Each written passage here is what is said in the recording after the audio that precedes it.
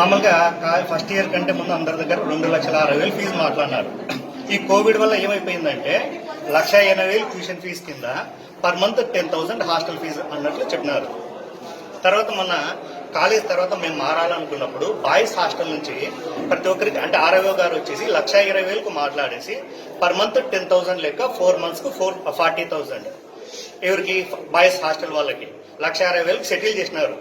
వాళ్ళకేమో టీసీలు అన్నీ ఇచ్చేసినారు. ఇక్కడికి వచ్చేసరికి మాత్రం 2,30,000 డిమాండ్ చేస్తున్నారు. నేను 2 లక్షలు కట్టా 16వ తేదీ వస్తే వీడియో కూడా తీసా పెట్టినా కూడా వాళ్ళు 2,30,000 ఫిక్స్ అయిపోయినారు పూర్తిగా.